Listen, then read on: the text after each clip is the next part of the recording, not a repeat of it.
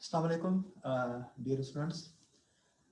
जैसा कि कुछ बच्चों ने मैसेजेस किए थे कि कुछ क्वेश्चंस उनको समझ में नहीं आ रहे और mostly related to the greatest and least possible values of x के रिस्पेक्ट से, तो मैंने सोचा कि उस पर जो है ना एक दो वीडियो लेक्चर बना दूं ताकि वो आपको समझा सकूं। सो ये क्वेश्चन है question number 8 of the exercise 1.3।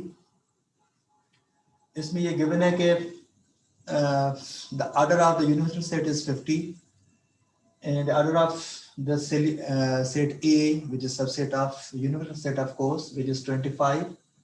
Order of B is 30 and order of A intersection B is X. A, find the least possible values of X, and second, find greatest possible value of X. इसकी least possible value क्या होगी and greatest possible value क्या होगी, ठीक है, as per given information. So if we see the information, we have, say suppose a universal set. Say suppose this is a universal set and n of the universal set is 50. And if you see, we have two sets that are overlapping to each other. There is a common, of course, X is a common. Assume that this is a set A and this is a set B. X is not element. X is an order of the element. ठीक है, number of elements कितने हैं जो इसमें common है, तो ये x एक कोई एलिमेंट नहीं है, ये बेसिकली उसके ऑर्डर को रिप्रेजेंट कर रहा है. So if overall order of A is 25 and x elements are common, then rest of the elements will be say suppose 25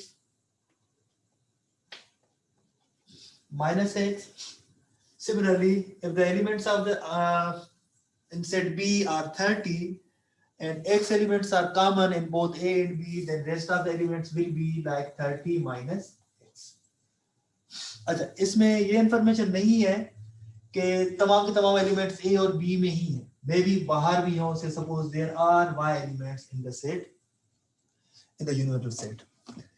So as per definition, if these are the elements basically are in universal set, so we can say the sum of the order of the sets or sum of the order of the each set will be equal to universal set.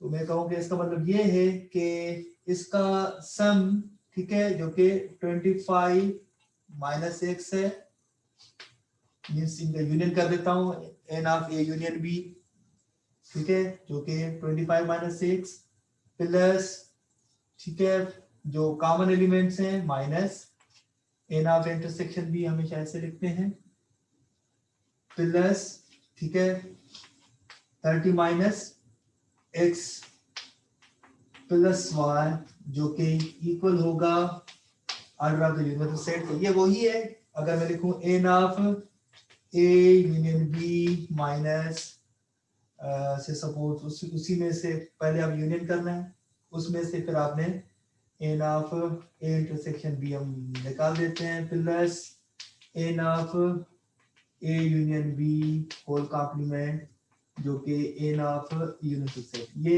एक statement है, ठीक है, जो mostly हम use करते हैं, मगर ये जरूरत नहीं है, मैं डायरेक्ट मैंने इनके वैल्यूज लिख दी है. तमाम के तमाम वैल्यूज जो है इस यूनिवर्सल सेट में वो ये हैं. जो रेस्ट ऑफ द एलिमेंट्स है वो हमने इनको y नाम दे दिया कि y is number of elements out of A and B. So if we sum up this one, this will be cancelled. 25 plus 30 is 55. 55 minus 6 plus y, which is basically 50. ये वही है कि यूनियन कर दिया, उनमें से माइनस कर दिया उनके इंटरसेक्शन को, इंटरसेक्शन बी को, और जो बाहर के एलिमेंट्स हैं ए यूनियन बी का होल कॉम्प्लीमेंट वो बाहर लिखा हुआ है, जो कि y और इक्वल टू 50 होगा. तो अगर इसको मजीद सिंप्लीफाई करें तो ये हमारे पास आ जाएगा 55 माइनस 50, जो कि हम इसको ऐसे भी लिख सकते हैं कि ये x माइनस y है. 55 minus 50 is 5 is equal to x minus, ठीक है. ये ओवरऑल हमारे पास लास्ट वन जो है वो इक्वेशन जो है उसमें एक तो कॉमन एलिमेंट्स x पड़े हुए हैं और एक जो है ना वो जो इनसे इनके बाहर जो है ना एलिमेंट पड़े हुए हैं। अब क्वेश्चन ये है कि लीस्ट x क्या हो सकता है, ठीक है, कम से कम x क्या होगा। तो ऑलरेडी क्योंकि अगर इसका हम देखें ऑर्डर जो a और b का वो 30 और 25 वो 55 का था, जो कि मॉडर्न बेसिकली अगर डायरेक्टली देखा जाए तो 50 है, डिफरेंस कितना है 5 का। तो अगर मैं इस केस में कहूं कि अगर there isn't an element outside a and b means if y is 0 then कम से कम x जो होगा वो 5 होगा, ठीक है। अगर हम बाहर से भी कोई एलिमेंट नहीं ले रहे, हमने कहा कि चलो ये भी 0 कर देते हैं, तो कम से कम जो है वो ये 5 होगा कॉमन। तो अगर टोटल 555 में से -5 कर दूंगा तो वो आपका ऑर्डर जो है वो बेसिकली यूनिवर्सल सेट के इक्वल आ जाएगा। तो कम से कम वैल्यू जो है वो इसकी वो कितनी होगी, वो 5 होगी, ठीक है, कॉमन की। तो लीस्ट कॉमन जो होगा इसका that should be equal to 5 कम से कम। ये फर्स्ट केस था। सेकंड केस में अगर हम देखें, सेकंड केस में ये कह रहा है कि फिर चलो ये अगर लीस्ट कॉमन 5 है तो ग्रेटेस्ट कॉमन क्या हो सकता है। तो ग्रेटेस्ट कॉमन तो ये हो सकता है कि ये पूरा सेट ए जो है वो बी का जो है वो पार्ट हो जाए। तो for the greatest common, for the greatest value of x we can say basically for the greatest value of x then a should be subset of b, ठीक है। for greatest value of x को मैं expand कर रहा हूं, मतलब कि common बढ़ा रहा हूं। कितना कॉमन बढ़ा सकता हूं कि ये पूरा जो छोटा सेट होगा जिसका ऑर्डर कम है वो एक बड़े सेट का सबसेट बन जाए। तो ये तब पॉसिबल होगा इफ ए पूरे का पूरा सबसेट हो किसका, बी का। ये जो नॉन कॉमन है वो भी इसमें आ जाए। तो ये नॉन कॉमन जो है ये इसमें तब आएगा, इस x को बढ़ाता जा रहा हूं तो इसका मतलब ये कि ये जो नॉन कॉमन है वो 0 हो जाए। 25 माइनस x क्या होना चाहिए, 0। जो नॉन कॉमन पोर्शन है हम कह रहे हैं वो भी कॉमन हो जाए, तो ये नहीं होना चाहिए, तो ये 0 हम कर देते हैं। जब 0 करेंगे तो यहां से वैल्यू आ जाएगी 25 is equal to x। Maximum common जो है, जो मैक्सिमम कॉमन है इसमें वो हमारा 25 हो सकता है, ठीक है, क्योंकि x कॉमन को कहा गया था और कॉमन को बढ़ाते जा रहे हैं तो ये इसका पार्ट बन जाएगा। when a is a part of b then non common will be 0 definitely because a is otherwise वो डेफिनेशन जो है वो सबसेट की वायलेट कर जाएगा। तो ये इसमें आ जाएगा तो ये 0 हो जाएगा। तो उसके इसमें मैक्सिमम वैल्यू जो है वो x की वो 25 होगी, ठीक है। Okay, we have another question. Other question is exercise 1.3 and question number 9. Again, given that order of the universal set is 55, order of A is 28, order of B is unknown, which is x, and the common of A intersection B is basically 5. Express in terms of x.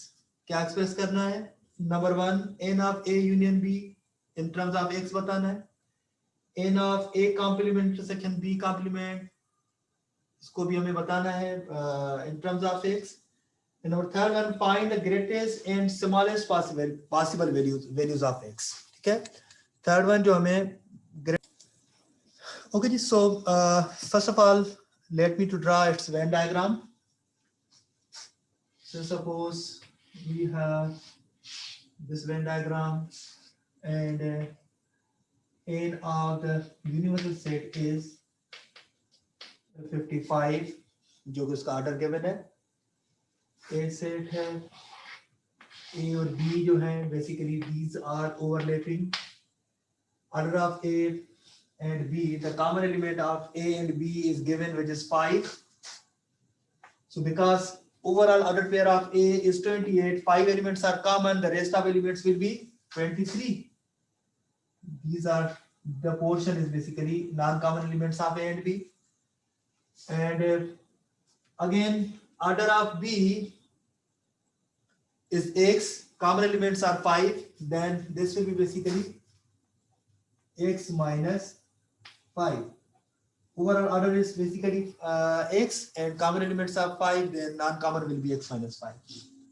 Of course, there will be a rest of element like elements from not in A and B. That is assume that y total order है जो कि ए और B में नहीं है, उसके बाहर पड़ा हुआ है, मगर यूनिवर्सल सेट का वो एक हिस्सा है.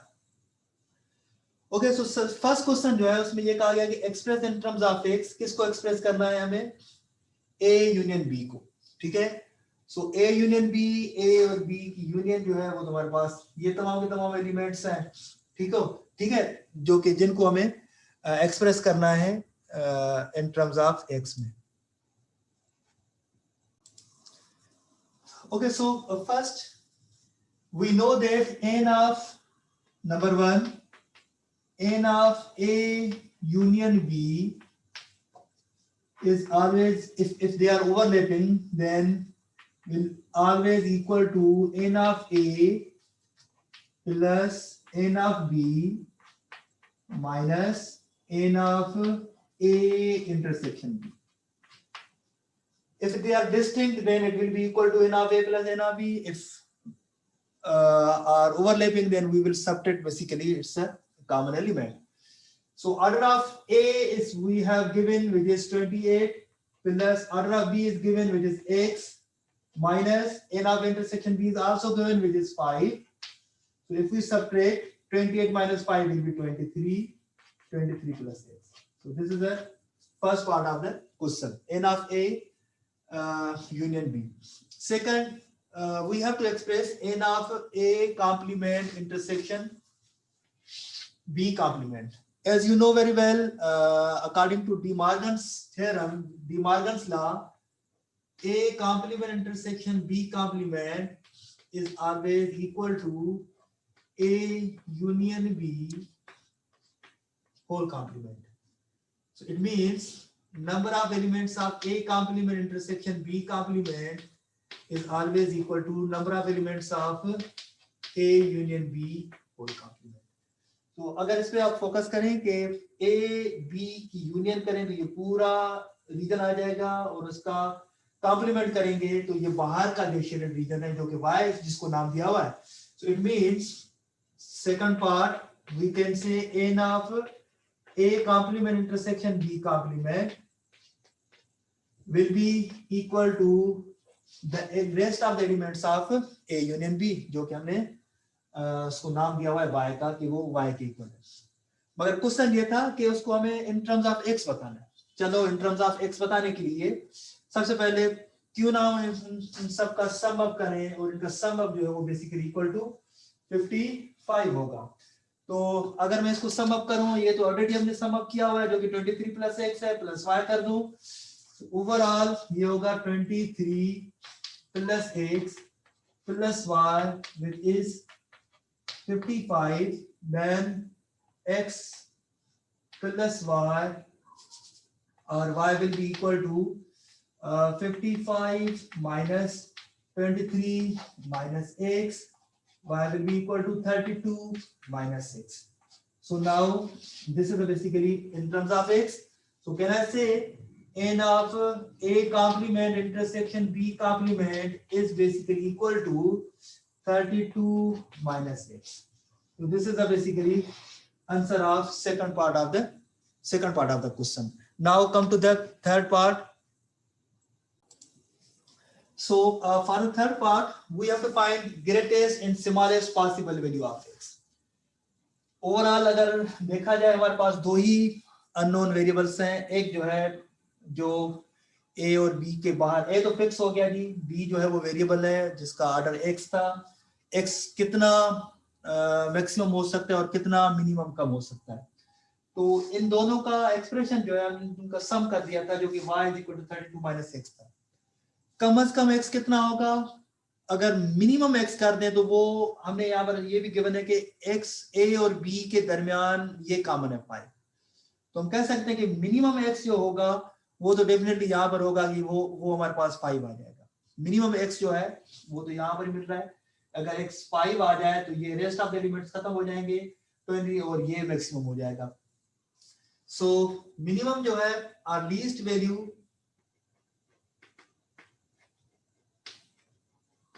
Of x can be 5।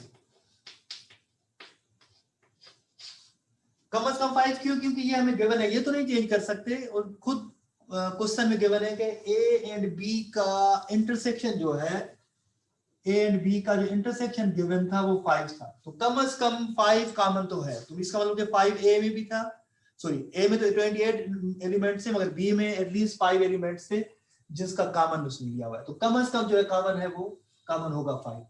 Maximum common कितना होगा, मतलब कि x को मैं बढ़ाता जाऊं, एक्सपेंड करूं, तो मैक्सिमम कॉमन तो ये हो सकता है कि जो रेस्ट ऑफ एलिमेंट जो बाहर पड़े हुए हैं वो 0 हो जाए, तो मैक्सिमम कॉमन मींस y 0 हो जाएगा, इसको हमें 0 करना है, ठीक है। अगर इसको मैं एक्सपेंड करूं, इसको b को बढ़ाता जाऊं कि बाकी एलिमेंट जो है a के अलावा, कॉमन के अलावा वो b में आ जाए, तो उस केस में आपका y 0 होगा। तो फॉर द मैक्सिमम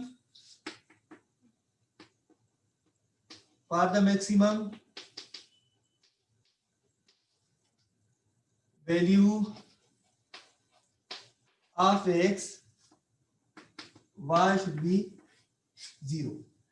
अगर ये y 0 हो जाएगा तो उस केस में then this implies y जो कि 32 माइनस x था, अगर y 0 हो जाएगा तो x की value, if y is 0 this implies x will be equal to 30। एक तो ये तरीका था, दूसरा ये तरीका था कि फॉर द मैक्सिमम वैल्यू हम इसको ऐसे भी कर सकते हैं,